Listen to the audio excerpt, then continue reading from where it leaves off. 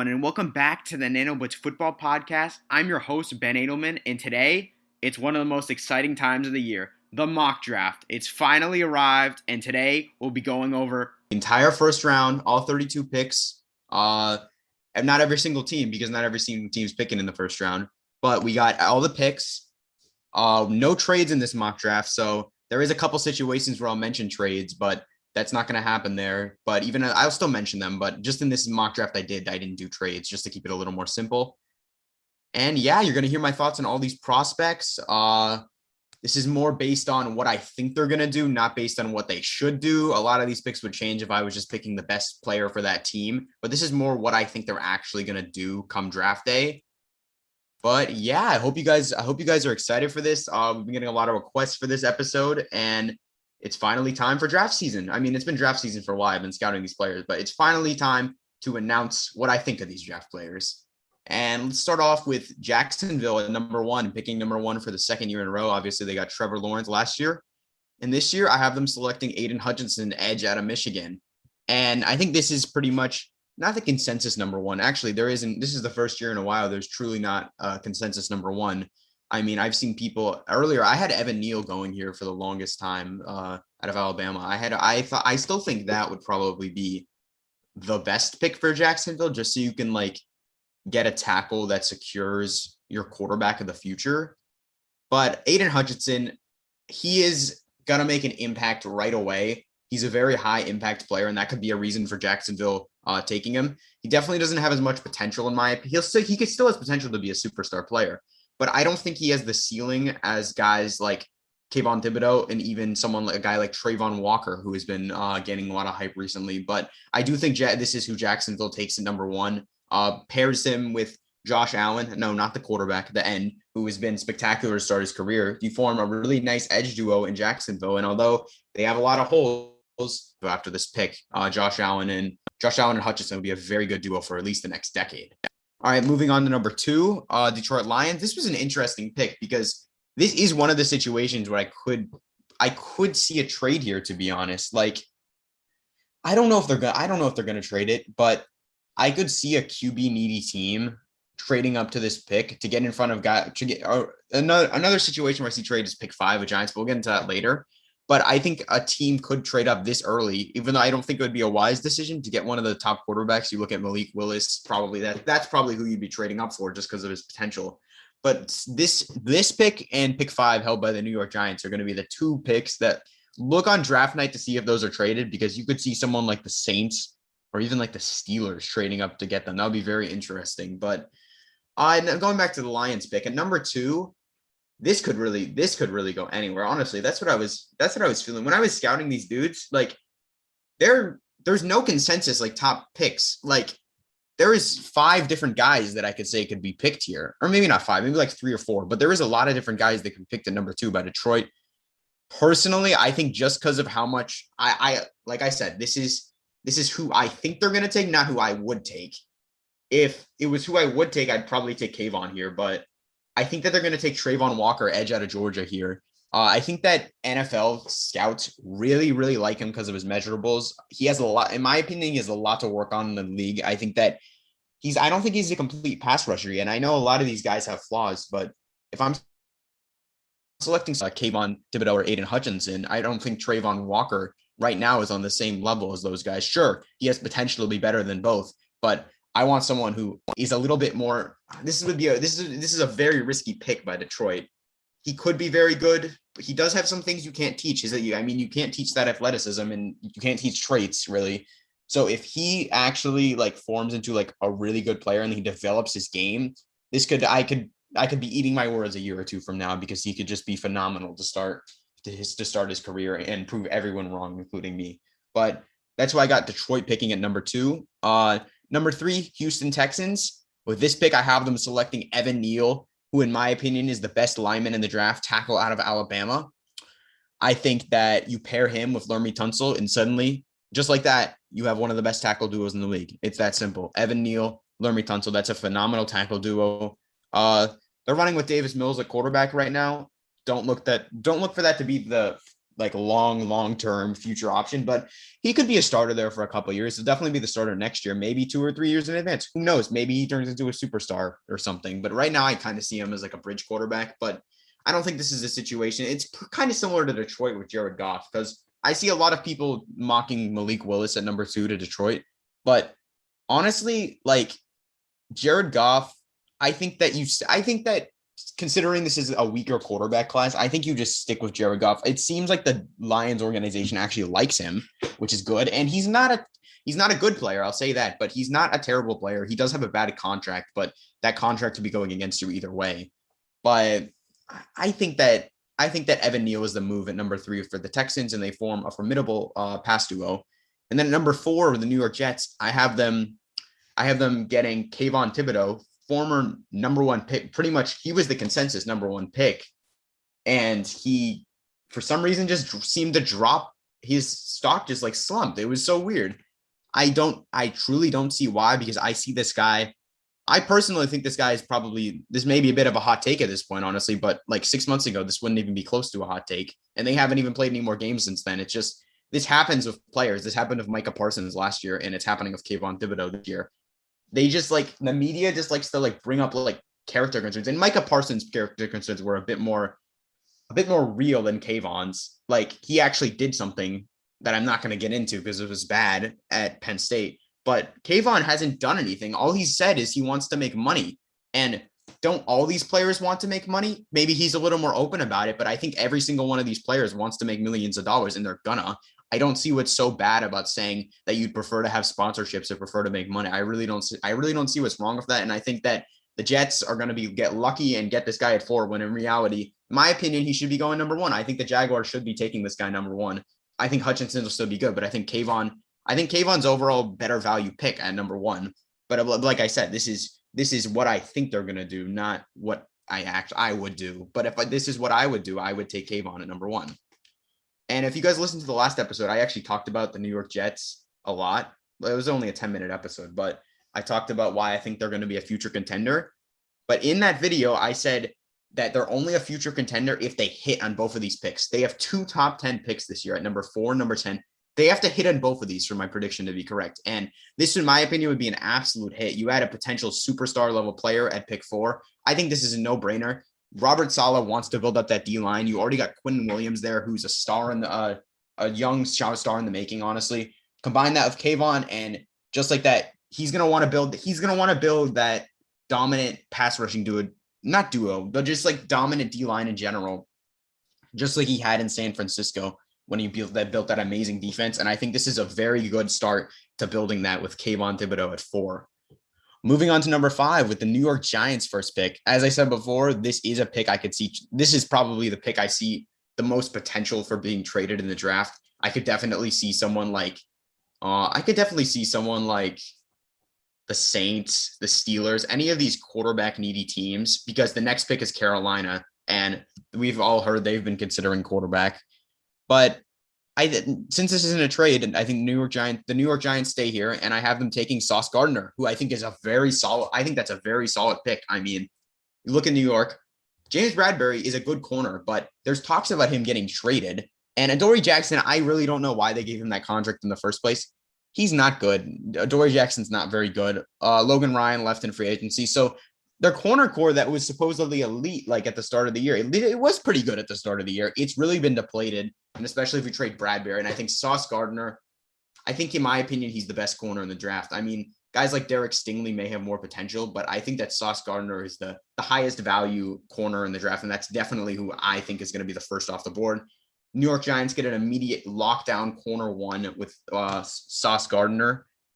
Yeah, I just think this would be a solid pick. I think he's someone who can just shut down. I think he's someone who can he's exactly what you wanted at corner 1. He's someone who can just shut down the best receiver on the other team. And that's what I want when I'm selecting a corner in the top 5. I mean, defensive backs in the top 5 is a little shaky.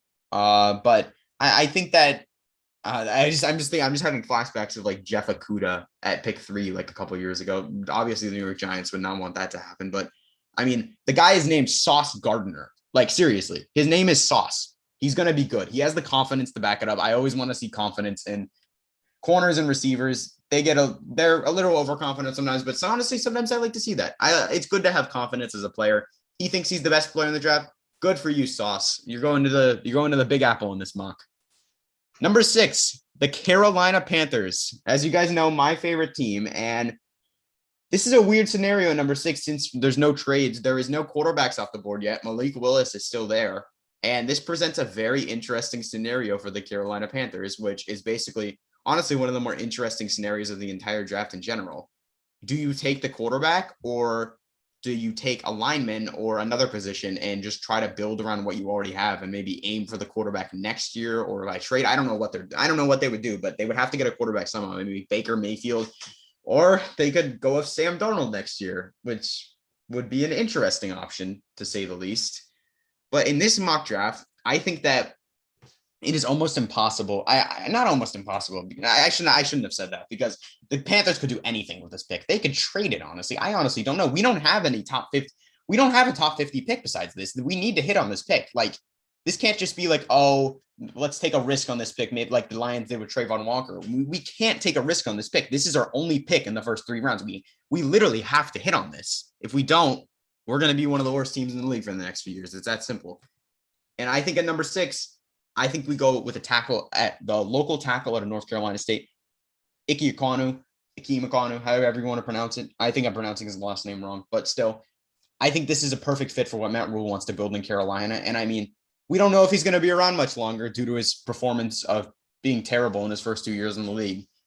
But for what Matt Rule has as an idea for the offense, this is exactly the guy you want to bring in. He wants to build basically what Matt Rule has said what he wants to build. He wants to build more of a power run style team.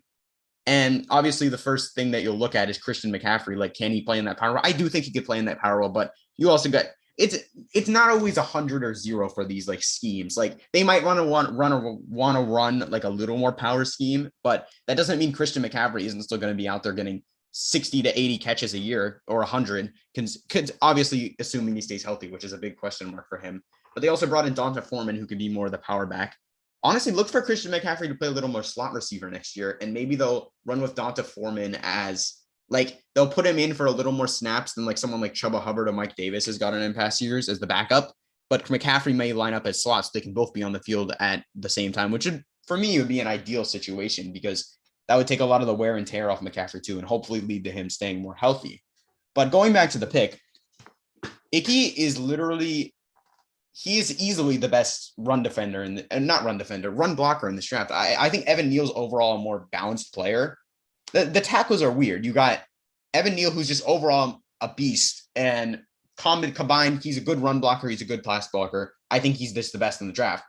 You got Ike Ekwonu, who is literally, he's not that good of a pass blocker, but he's an insane run blocker, easily the best in the draft. And then you got Charles Cross, who's not the best run blocker, but he's an insane pass blocker. So it really comes down to, I do think Evan Neal should be the consensus number 1, but between the other two, it really just comes down to what you prefer. And I think in this situation, Carolina would prefer the run blocking, considering what they've said in the past. And even though they did sign some good free agents like Austin Corbett and Bradley Bozeman from the Ravens, Austin Corbett from the Rams and Bradley Bozeman from the Ravens. Yeah, so they did sign some good starters on the O-line, but I think they need another like star lineman to play alongside Taylor Moton. Taylor Moton, he's been spectacular. I think he, in my opinion, was probably the best right tackle in the league.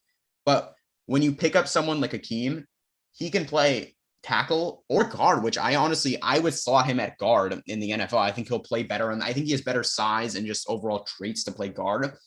And it just so happens that the Panthers really need a guard because Dennis Daly is one of the worst guards in the league.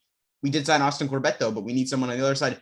This could immediately make the Panthers O-line a very, very good bunch. Possibly even like, I don't want to get ahead of myself, but maybe even like a top 5 to 7 O-line. Like maybe even a similar story from the Chargers last year, who took Rashawn Slater, who I was crying that the Panthers didn't take last year. They didn't take him, but I was crying they didn't take him. They also signed Corey Linsley out of Green Bay, and they literally went from one of the worst lines. And that would be really a dream scenario for Carolina here at 6. If they take Akeem, I would love that pick. And moving on to number 7, New York Giants, their second pick of the draft. I think they go off the third tackle, get the third big tackle off the board, Charles Cross. all the tackles are gone before him, Akeem and Neal. I think that New York's very happy with this. They get their lockdown corner, and now they get an amazing tackle to play alongside Andrew Thomas for the next 10 years. That would be a win for the Giants first round, in my opinion. You get two future star level players, in my opinion. As I said, Charles Cross, he very well might be the best pass blocker in the draft. And combine that with Andrew Thomas, who had a very underrated season last year, honestly. And you're really starting to build that O-line from the outside in. They do need to find some more guards, but if you get those tackles down, that's a lot harder to find than guards. So I think that's a good start for New York. Then we go to number 8, the Atlanta Falcons. What do they do here?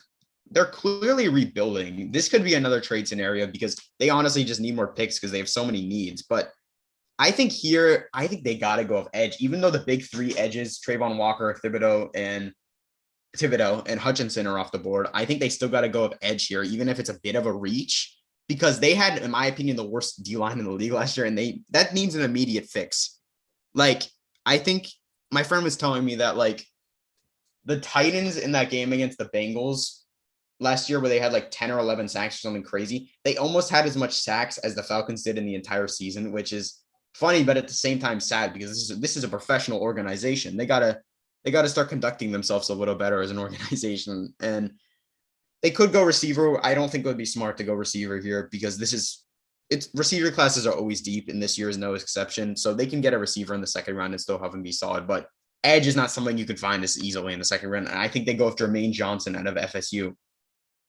Not on the same level as guys like Kayvon, Trayvon, and Aiden Hutchinson, but he's still an extremely good player. He'll make an immediate impact in Atlanta. He'll probably be their best defensive lineman already.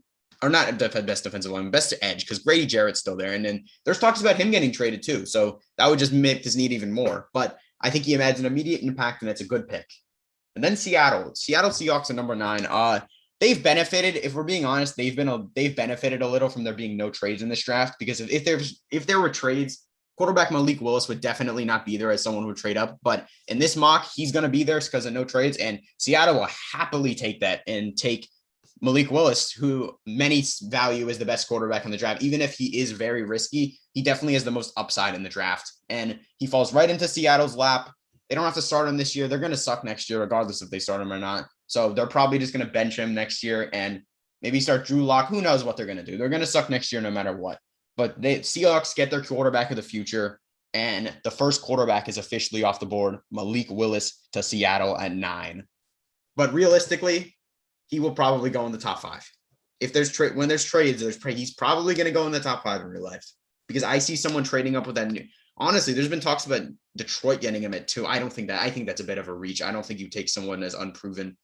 You know what? I say that, but Trey Lance was selected 3rd last year and traded up 3 firsts. You know what? I take everything I just said back. Teams will shell out a lot of draft capital even for the chance of getting a good quarterback. So someone very well could trade up with Detroit, or Detroit could take him at number 2. We'll see. But I don't think that he's going to go at number 2. I think a much more realistic spot is the Giants trading with someone at 5. But if that doesn't happen for some reason and Carolina passes him on 2, I don't think Atlanta's taking him at all. I don't think that's even even though they need a quarterback, I don't think that's into consideration. But Seattle, they get their quarterback post Russell Wilson. It's that simple. Number 10, Jets.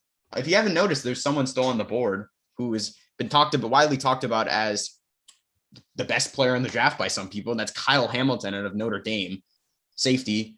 This would be a steal for the Jets at 10. I'm not even that high on Kyle Hamilton, to be honest. I do think he has a lot of flaws in his game that are not even necessarily flaws. He's a role player. He's good at what he does, but he's a role player. He's a box safety.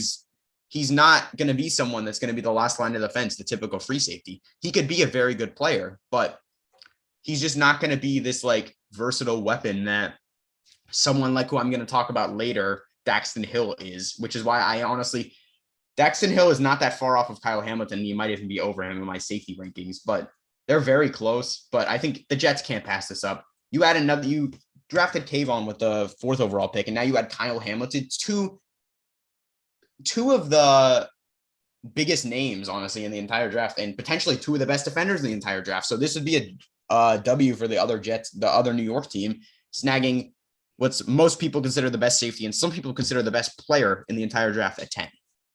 Moving on to number 11, we got Washington Commanders. The Washington Commanders. It's gonna feel so weird to say that. But yeah, Garrett Wilson. I have them taking Garrett Wilson out of Ohio State at number 11, and they could go a couple different options with this pick. You could see Kenny Pickett, but they just traded for Carson Wentz. I think they're going to give him a shot. But Garrett Wilson, first receiver off the board. I do think he's the best receiver. Not too much to say about this pick, to be honest. Number 12, Minnesota Vikings, Derek Stingley Jr. He falls right into their lap.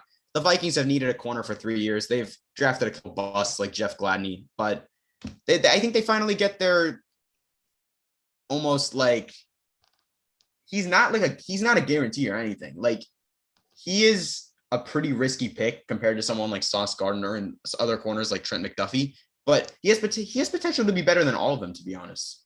And I think that I gotta be honest, I haven't watched as much film as I'd like to watch about Derek Stingley, and I'll definitely get around to that. But Stingley could be a very productive player in the league, easily could be a corner one. And we could be looking back on this in 3 or 4 years and saying, wow, the Vikings really got a steal. Why didn't the Giants take this guy at 5? He's way better than Sauce Gardner. Even if Sauce Gardner is good, this guy could be a superstar.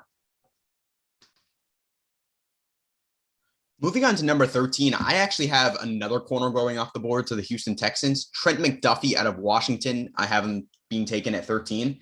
McDuffie is he's a smart, sound corner. He's excellent. He's excellent in zone coverage. That's a big emphasis on that. He may be the best zone corner in the draft because Stingley's more balanced, but Sauce Gardner is more so a man corner. And a guy I'm going to be talking about later is also more of a man corner. But Trent McDuffie is excellent in zone coverage. He does need to work on his man and press. I want to see him get more aggressive. He's not as aggressive as someone like Sauce Gardner, which is something I would like to see improve in the NFL, but that could very much happen. He was just like a college kid. Like these guys, you got to forget people forget that these guys are all just in college. There's things even just in their personality that can develop over time. They're not finished growing both mentally and physically sometimes. So I think he could develop into something good. Definitely great zone corner though. And I think this is a good pick for the Texans at 13. You draft Evan Neal, start off the draft, and you get a solid lockdown corner with your second pick. So I think that's overall a win. There is so many teams in this draft. I'm just looking at it right now. There is so many teams in this draft that just have multiple first-round picks. This is actually insane. The Texans have 2 first-round picks. The Jets have 2 first-round picks. The Giants have 2 first-round picks. Who else? The Eagles have 2 first-round picks. They did have 3, but now they gave 1 to the Saints. So now the Saints have 2 first-round picks. The Chiefs have 2 first-round picks right back to back. And the Lions have 2 first-round picks. So that's really just because of all the blockbuster trades that we've covered in previous episodes. And if you've just been keeping up with the NFL, you know how crazy this offseason's been. But that's led to a really weird draft where there's like 8 or 9 teams that straight up just don't have their first round pick. That's crazy. That has to be like, I don't know the exact statistics on that, but that's got to be a record or something for like least amount of teams picking in the first round. I mean, the Eagles had 3 first round picks at one point. That's insane. And we'll get into them in a second, but yeah, in a second, like 2 picks later, but that's insane that they had 3 at one point. And I know how how did they get the other one? Oh, I forgot. I know they got one obviously through the Carson Wentz trade. I'm trying to remember how they got their third. Oh, how did they get it? I don't know if I'm going to be able to remember that, to be honest, but Eagles, or no, not Eagles. We're going to go to the Ravens now at pick 14, and I have them selecting Jordan Davis, who is an absolute athletic freak, especially as a D lineman, interior defensive lineman, to be frank. But Jordan Davis, the Ravens are known for selecting these outstanding defense. I think that Jordan Davis will just add to that long list out of Georgia. I don't even know what to say about it. He's such a unique player. Like he's a nose tackle or interior defensive lineman, however you want to phrase it. But he's an athletic freak. I compare him to almost like Chris Jones, because Chris Jones is a very unique player, but he might be getting some company in the AFC of Jordan Davis. And if he's even close to as good as Chris Jones has been over the past few years, that would be a huge win for Baltimore. And I honestly think whoever Baltimore picks here is going to be amazing, because them and the Steelers are 2 of the best drafting teams in the league, along with some others, but they've typically been very good at drafting, and I expect them to continue that. Moving on to the 15 with the Eagles' first pick. They don't have 3 anymore. They're only picking at 15, 18 because they traded 16 to the Saints. But at 15, I have them selecting Drake London out of USC. Second receiver taken off the board. And he is a 6'4" physical wide receiver. And I think that contrasts really well with Devontae Smith, who I don't want to say is frail, but there was a lot of people concerned about. I was not really one of these people, but there was a lot of people concerned going into the draft about if he would get like killed at the NFL level, which does not make sense, to be honest. He was fine, and I didn't. People were. That's one of the things that I was talking about earlier of Kayvon. People just like the press and media just like exaggerate this stuff. It's not as big of a deal as he's getting NFL conditioning now. He's not going to have as much of a problem as people are making it out to be, but he still was on the weaker side of receivers. And why not pair the young Jalen Hurts, who we don't know if he's going to be their future quarterback, but he's going to be their quarterback for next year until they could hopefully go into a 2023 stronger quarterback class and more options. But pairing Drake London with Devontae Smith would be a great move by Howie Roseman.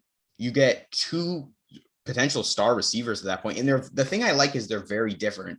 Devonta Smith can be more the vertical guy, while Drake London can be more the red zone guy. Devonta Smith is good in the red zone. Drake London will win those contested catches that sometimes Devonta Smith could not win. And I think that's a big win for the Eagles.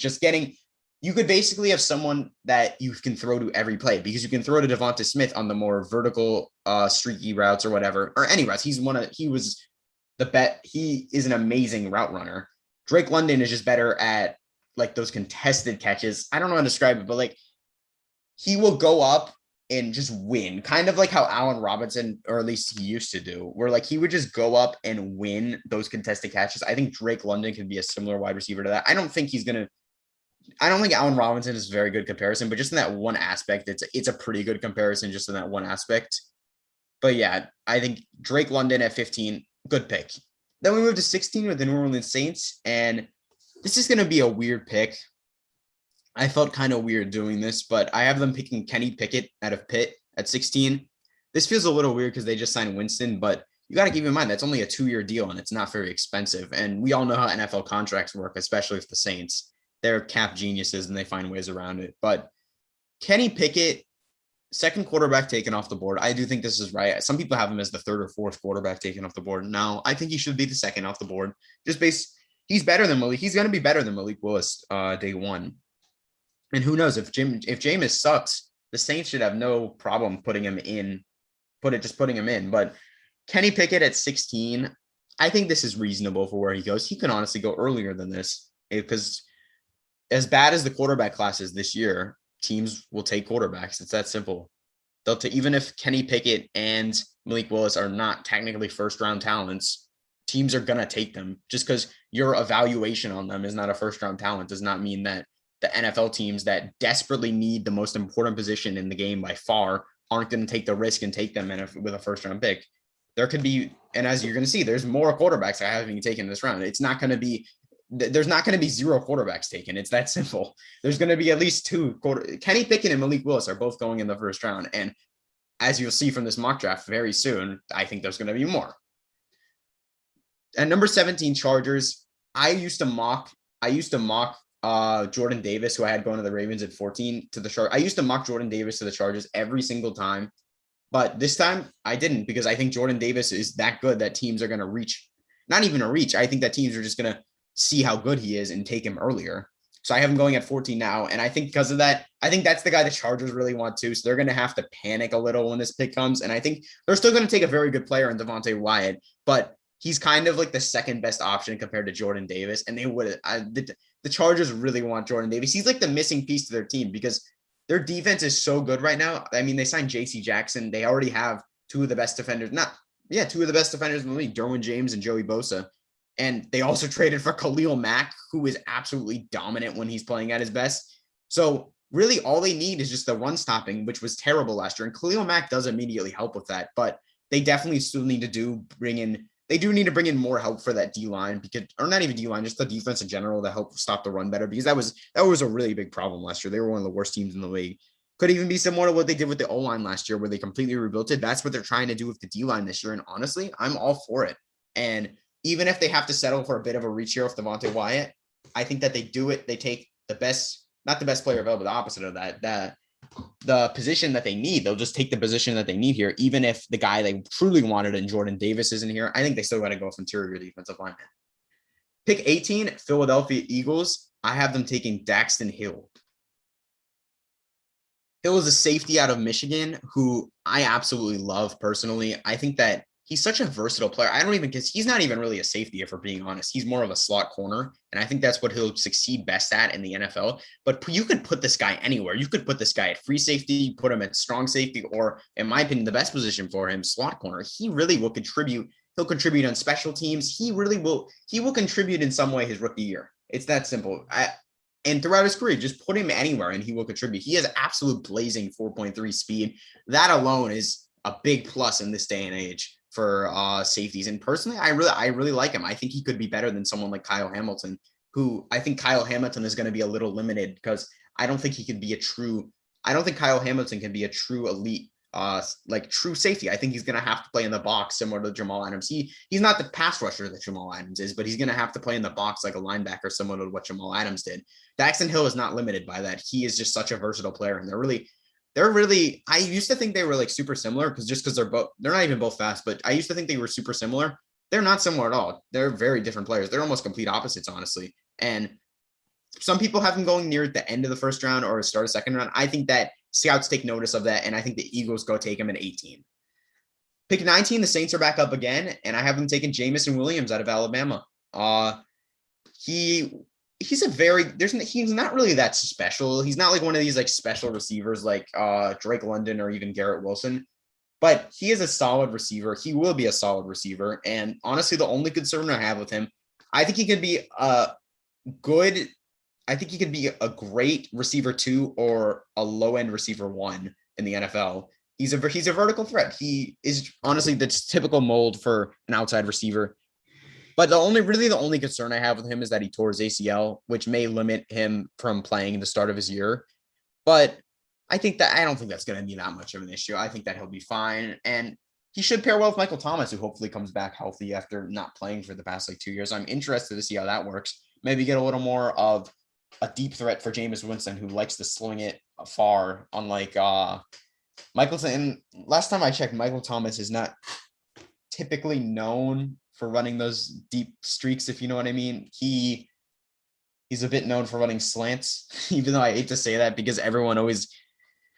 I don't like Michael Thomas. He's on the Saints, but Michael Thomas gets a lot of hate for no reason, and he gets a lot of hate. He's good at what he does. Sure, he runs a lot of slants, whatever. But pairing out with Jamison Williams will help whoever they have at quarterback, whether it's who I have them picking at 16, Kenny Pickett, or if Jameis starts the whole year.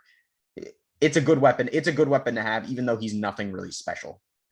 So moving on to pick 20, Pittsburgh Steelers. This is an interesting pick. This is a team I could see trading up for, as I was talking about earlier, pick like 5 or 2 even for one of those quarterbacks. But considering this has no trades, I still have them taking a quarterback here. And this is someone that I've been mocking for a couple of months to them. Desmond Ridder out of Cincinnati to the Steelers.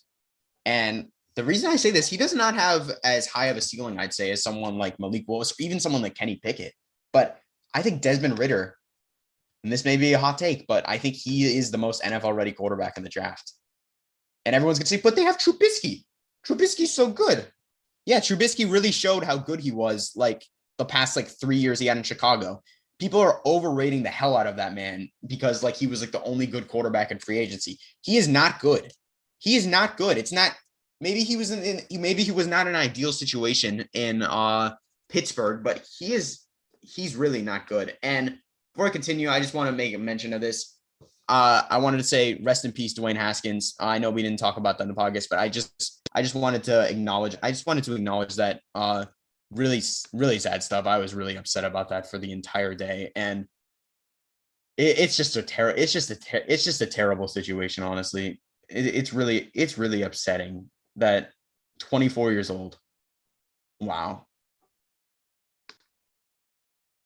And I didn't want to get really too into it because it's kind of past, but I just wanted to say I'm really sorry for the Haskins family for their loss, and rest in peace, truly. But going back to what I was saying before, the Steelers, I think that they drafted Desmond Ridder here, and he competes immediately with Trubisky for the starting job. And Trubisky, like I was saying before, Trubisky literally, he's not good. He is not good at all. Trubisky was maybe in a bad situation in Chicago, but he did not do anything to show that he was good. Like, he did nothing. Sure, he should maybe have like one or two throws, but every quarterback has that. And I'm not saying I'm not a Trubisky hater or anything, but everyone knows he shouldn't have been taken number 2 overall like in 2017. It's not his fault for the Bears taking him there, but I don't want to act like he's a top. I don't want to even act like he's a starting caliber quarterback. He could maybe be a starting caliber quarterback, but at this moment he's not. And I think Ridder is a better option at that point. Moving on to 21, I got the Patriots taking Andrew Booth Jr. out of Clemson. And this is another one of those picks that I've had mocked for a while. I think Booth is a perfect fit in New England. I think he immediately fills that void that J.C. Jackson left by leaving. He's just a lockdown man corner, and I think he could step in right away and just fill that. Maybe not completely, because J.C. Jackson was an elite corner for the New England Patriots, but he could start to fill that role that J.C. Jackson left, and he'll eventually become their corner one, considering they lost Gilmore and J.C. Jackson technically in the same year, which is insane to me. Pick 22, Green Bay Packers. I got them taking Chris Olave. This is pretty much just the best receiver available. We all know they're taking receiver at this pick. Let's be honest. I mean, it is the Green Bay Packers, though, so don't be surprised if they take a quarterback here. But they're going to take a receiver. They could take a quarterback. They've clearly shown that they like drafting quarterbacks when they have one of the best quarterbacks in the league on their team, just to have a waste of a first-round pick and have them sit on their bench for 3 years. Jordan Love. But they're going to take a receiver here. Chris Olave is the best receiver available right now, and I think that he goes here. His teammate Garrett Wilson was off the board at 11, first receiver off the board. I think Olave goes to Green Bay. Aaron Rodgers will make it work with whatever receivers he has, so it shouldn't be an issue, but they definitely need to get that man weapons. 23, Arizona Cardinals. I have them taking Tyler Linderbaum out of Iowa, the best center in the draft class. The Cardinals, I don't know what the hell they're doing this offseason. They've, in my opinion, have had the worst offseason of any team. All they've done is lost players. They lost Chandler Jones. They've done nothing. Their quarterback, their franchise is in shambles. Kyler Murray is a little midget baby that can't do anything, and he wants $50 million per year. So I don't even think he's the long-term option there at this point. If he's asking for $50 million, you're not better than Lamar Jackson. I'm sorry. If Lamar Jackson hasn't gotten a contract yet, that's just the difference. And I know I hate on Kyler Murray a lot, but I honestly think it's justified. Look at Lamar Jackson. He has much better statistics than Kyler Murray. He's won an MVP, for God's sake. And he's still saying, I'm not working on contract extensions on this time. I want to win. I'm working on getting myself better, and I'm going to win for my team and prove myself and then get the contract that I know I deserve. And honestly, he already deserves it. That is a true leader. Kyler Murray, on the other hand, has not proven anything in his entire career other than having his worst game of his career in his last playoff game against the Rams, where he was just absolutely embarrassed. And he's saying, I want $50 million per year. Dude, you don't deserve it. You have not done anything in the NFL. I get you were the first overall pick, but prove yourself before asking for $50 million per year. Like, seriously. I know I go on rants about Kyler a lot. I had a bit of a heart attack when the Panthers were talking about trading for him for like a day, but that's not happening, thankfully. You guys know I don't like Kyler or the Cardinals, but I do have them taking a very good player here. Best at his position, honestly. Tyler Linderbaum at center protects Kyler. I just think it's overall a solid pick, and this is one of the more talented. He's probably the best. This is the first interior defensive lineman I have going on the board, and he's the best in my opinion. 24, Dallas Cowboys. I have them taking George Karlaftis, edge out of Purdue. He's not as good as some of the other edges in this class, like the big three that I was talking about earlier, but he's still a very good player. And Cowboys, their defense is really good. Like last year, their defense they still have holes in their defense, but they have really good foundation. Trayvon Diggs, like him or not, he has production, even though he gives up production. He's an overall pretty good player still. And then obviously Micah Parsons, who was like the second best defensive player in the league in the entire, or second or third, behind probably TJ and Aaron Donald. But third best as your rookie year, yeah, he's going to be a staple of the franchise for the next at least like 10 years, barring injuries, of course. But George Karlaftis, you pair him with DeMarcus Lawrence, who they just re-signed, and that's a good duo for the next couple of years. I like that. 25, Buffalo Bills. I have them taking Kenyon Green guard out of Texas A&M. Not much I got to say about this pick, but it's always good. Buffalo, they're pretty set to contend with the signings of Von Miller and already an amazing team. And I think you just add more protection for Josh Allen because that can never hurt to protect your investment on your franchise quarterback. 26, we got Devin Lloyd out of Utah. This would be actually a phenomenal pick because this is probably the best linebacker in the draft, at least in my opinion. He is really kind of like a do-it-all linebacker, and I like to see that from any position, but especially a linebacker. You see guys like Fred Warner and Levante David who can just do everything. That's honestly where I see Devin Lloyd kind of like sliding in, somewhere to that. And the Titans, very disappointing year last year, but I don't know if they can run it back of Ryan Tannehill, but they're going to have to because of where they're picking. They're not going to reach for a quarterback here. They're not going to take Sam Howell. I don't think so. Moving on to pick 27, we got the Tampa Bay Bucks, who Tom Brady is back, of course, and I got them taking Zion Johnson out of Boston College. You know, who did they lose? They lost one of their linemen. I forgot their name, but they lost like their worst like starting lineman from last year, which was still very good because they had the best O-line last year. They've had the best O-line for the best 2 or 3 years, the Tom Brady effect. But I think they draft Zion Johnson and he just plug and plays and maybe is even better than the starter they lost. I don't know why I'm keeping forgetting the name, but they put him in, he plug and plays, and their O-line will be elite without him, but their O-line just goes, it's just the best thing, and it's that simple. Literally lock and reload. That's what the Bucks just got to do, and they'll be back competing the Super Bowls. It's that simple. 28, I have the Green Bay Packers taking Trevor Penning, offensive tackle out of Northern Iowa. You know, you already got kind of the more flashy pick out of the way with Olave at 22. And I think now they just bolster up the O-line to pair with David Bakhtiari, who's one of the best tackles in the league, protect your superstar quarterback, MVP winning quarterback. Yeah, it's a good pick. Then we go to the Chiefs at 29 and 30. They're picking back-to-back due to the trading with the Dolphins for the Tyreek Hill trade. And with their first pick, I have them taking Jahan Dotson, wide receiver out of Penn State, to immediately, try to at least fill in a little that ginormous gap left by Tyreek Hill leaving. I know we got into that. I got into that the last episode, but Jahan Dotson, he is a vertical threat similar to Tyreek. I'm not going to say he's the next Tyreek Hill, but he has a perimeter or boundary receiver. He's really crafty in his route running, and he does create separation, but he's one of those guys he's fast. He is fast. He's a track star.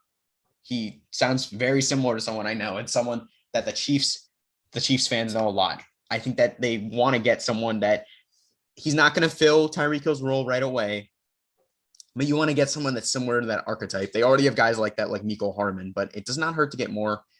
And I don't think Juju Smith-Schuster should be the receiver one, so it's always good to bring in other guys. They still have Kelsey, though, so, I mean, Juju isn't technically the receiver one, but it's still a scary sight that you could have Patrick Mahomes throwing to Juju Smith-Schuster as your receiver one. That's scary to think about. And then at 30, I have them taking how do I say his name? I think it's just David Ajobo, but correct me if I'm wrong. I'm really bad at pronunciation, so hopefully that's right, but we'll see. Another great defender out of Michigan, and this is someone who was projected to be a top 15, top 10 pick, but unfortunately, recently at a workout, he tore his Achilles, which is probably the worst injury you could possibly have, especially leading up to the draft.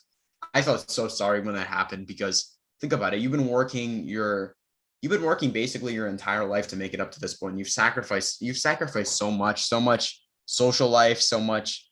This is what you've been working for. This is literally like your dream. And the fact that that happens to you just at a workout, not even like in a game, like when you're going full speed, just a workout that you literally tear your Achilles.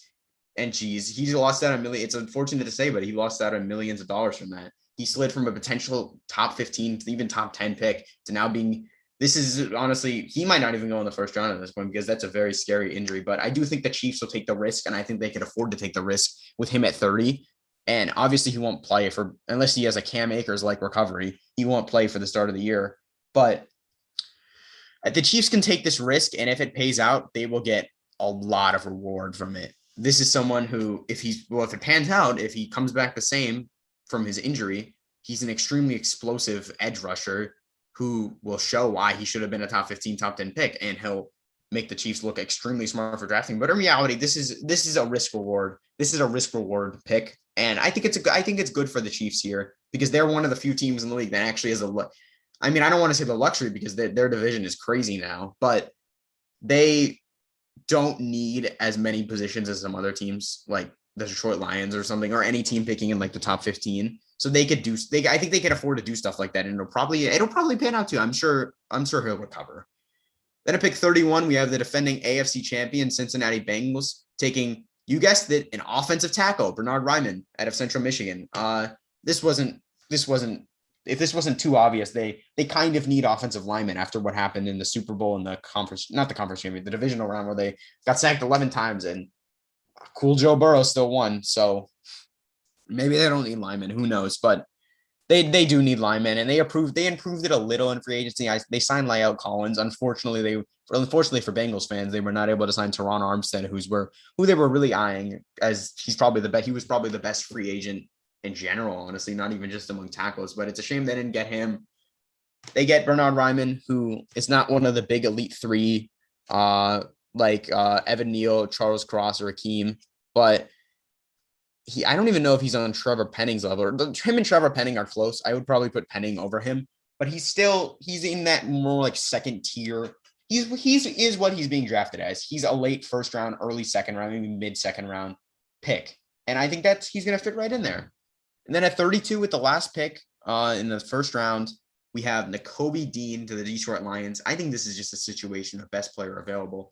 They already got their risky pick out of the way earlier with Trayvon Walker, who's going to be hopefully a foundation for their defense. And now I just think they take the best player available. And when I was looking over the mock draft, Nakobe Dean was simply the best player available, probably the second best linebacker in the entire draft behind only Devin Lloyd. And yeah, I really just have the Lions taking the best player available. And I think that's what they need to do when you have a team like the Lions or Texans, just like they have so many positions they need. But yeah, that wraps up the first round. This was a very interesting mock draft to do, especially if no trades, because it really changes the entire quarterback situation, especially if like Malik Willis. Like, I don't think Malik Willis is actually going to the Seahawks at 9, but if he does, good for Seahawks, I guess. But first round, very deep draft. So there's going to be some amazing players picked in the second and third. It's not so much deeper towards the latter half, but there's a lot of great like mid-round guys that didn't make it into the first round that are going to get picked up early in the second or mid in the second. So look at a lot for that. I'm starting on day 2 of the draft. But yeah, hope you guys enjoyed. I hope you guys are excited for the draft as I am. I know I am. I am. This is my Super Bowl. Literally, my team always sucks because it's the Carolina Panthers. So the only joy I pretty much can get out of watching the NFL is watching them pick in the top 5 or top 7 every year, like they always do. I'm excited. I'm just excited for the draft in general, though. Obviously, I always want to see who my favorite team picks, but I'm just excited to see where all the players end up. And the craziest offseason in NFL history definitely changed a lot of things that I thought and that was going to happen in this draft from like the start. But it's gonna be an interesting draft. I'll say that. There's no clear-cut quarterbacks. Like there's no clear-cut number 1 pick quarterback like there usually is, like Trevor last year. But there is a lot of talented players. There's a lot of talented players in this draft. I'm really looking forward to it. Hope you guys are. Remember to check out the Instagram at Nano Blitz Podcast. We're going to be posting more stuff about the draft, probably leading up to it. Maybe a few individual, like in-depth prospect analysis. DM me if you guys want to see one of those. Like honestly, like I'll just take DMs and do them. It's that, like, if you guys have a player you want to see, just DM and I'll watch some film on them. Even if it's a lesser known player, I'll watch some film on them and then make it into a post. But yeah, see you guys next time. Thank you guys for staying until the end. Hope you guys have a great rest of your day and see ya.